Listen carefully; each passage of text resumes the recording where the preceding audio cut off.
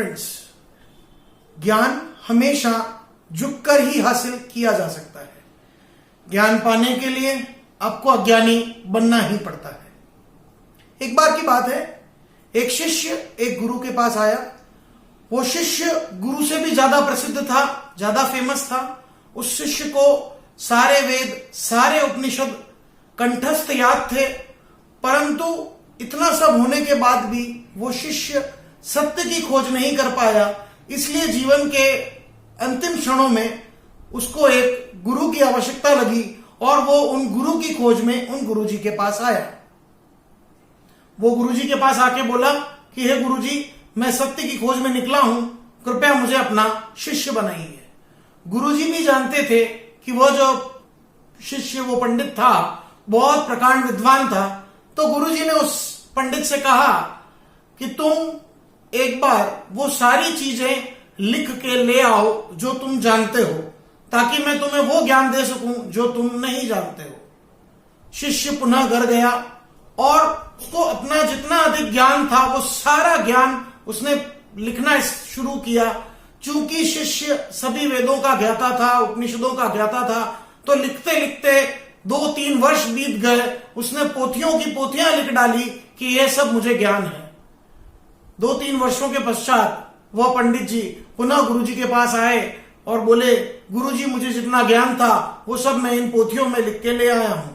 तो गुरुजी बोले, तुम मेरी अवस्था नहीं देख रहे हो? मेरी अवस्था ऐसी नहीं है कि मैं इतनी सारे प्रश्नों को पढ़ सकूं, तो तुम इनका सार लिख लाओ। पंडित जी पुनः अपने घर गए और उन सारी चीजों का सार लिख लाए।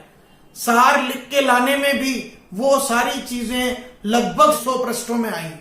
उन 100 पृष्ठों को लेकर वो पुनः गुरुजी के पास पहुंचे और उन्हें कहा कि गुरुजी, ये मेरे सारे ज्ञान का सार है।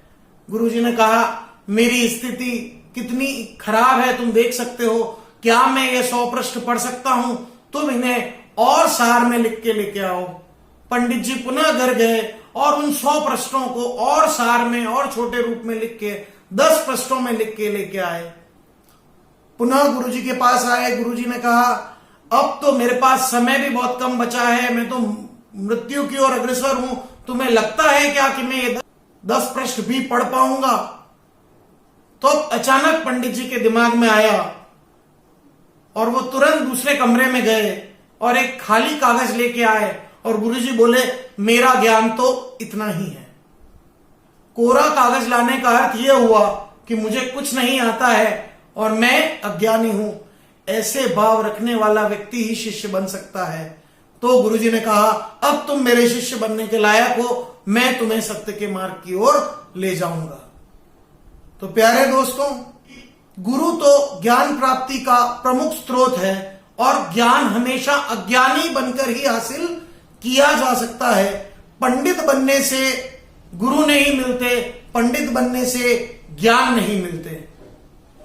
इसलिए ज्ञान पाने के लिए अज्ञानी बने, तभी आप ज्ञान को पा सकेंगे। Thank you. Have a great